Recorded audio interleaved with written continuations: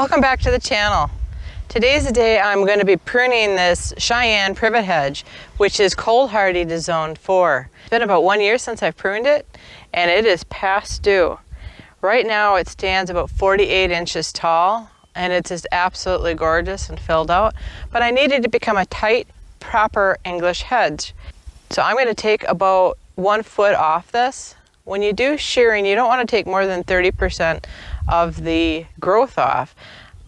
We're going to zoom in so you can see how much it has grown in the last year. It's really looking great. I'm going to start by looking at one of these end shrubs. If we go down in here, the cuts I made last year are way in here. You see them? I took these cuts in September, which is a little bit too late, and so the new growth didn't harden off really nice, and you can see that's broke, but it's not a problem because as you stand back and you look at the hedge, it took off anyway, so all of the growth happened below those cuts. So the growth is about 20 inches over a year's time, and you want to wait to shear these until after the flowering is done. I'll show some B-roll to show what the flowers look like. This shrub flowers in mid-June.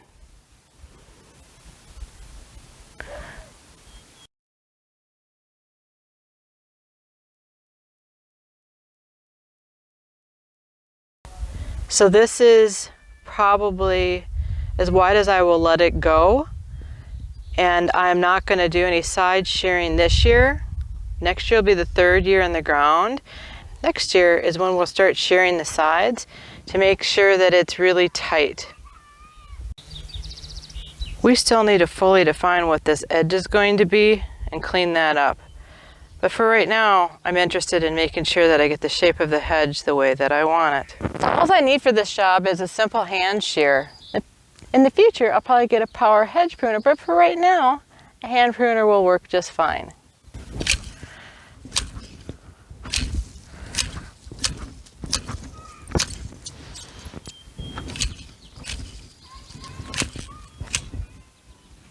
So that's about the height I'm going to take it, and then everywhere below it is where the growth will come. Here's another one, I'm going to go down.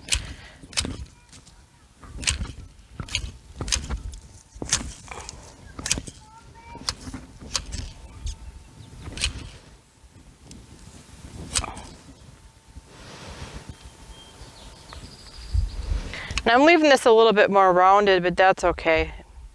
It will, like I said, it'll fill out and then eventually it will come together. Just going to go ahead and finish the line up, and then I'm going to pick up the pieces.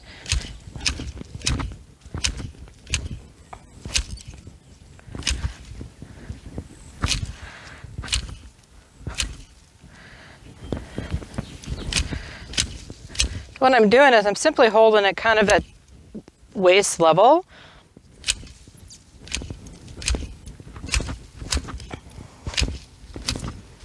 It's really quite a simple job.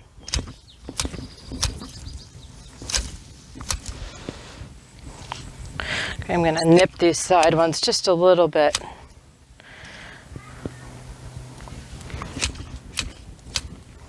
There, that looks pretty good. I keep going. Some of them are starting to get a little tough. I'm about a week behind from where I wanted to do this. I would like to do this in mid-July.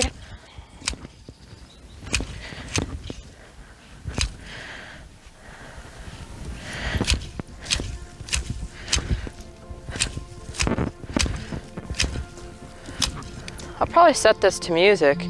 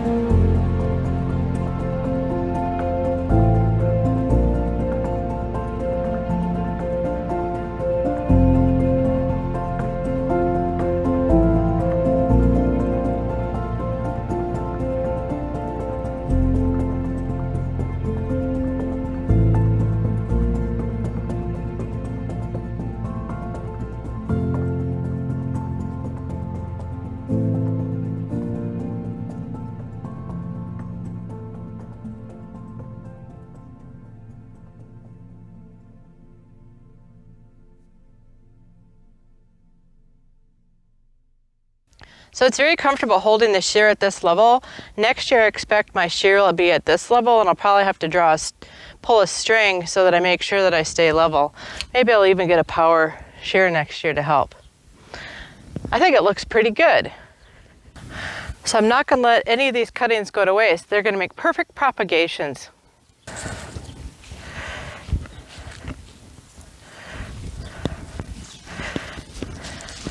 You can see just how wonderful the cuttings are.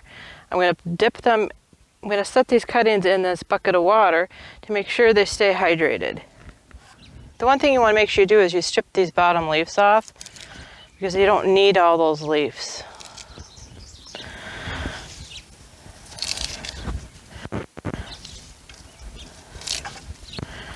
And again, I'm just trying to get them in the water to keep them hydrated. I don't have time to do propagations today, so I'm going to set this bucket in the shade or in my garage.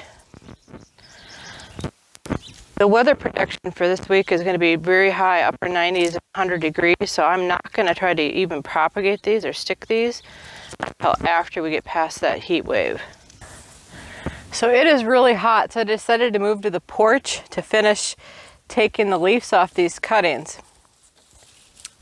So I always like using a bushel basket to collect my weeds because it's really light. If you're interested in any of these, I'll link them below. I'm going to continue to strip the leaves off of these, just a couple at a time, maybe 2 or 3. Depends on how many. Get too many, then they won't strip. Just stripping them down the best I can here. I'm going to continue to strip the leaves off these cuttings and get them in the garage for about a week until it cools down. If this video is helpful, give us a thumbs up so YouTube knows to share this content with others. Also consider subscribing so you don't miss any of my other follow-up videos. Thanks for stopping by. Have a great day.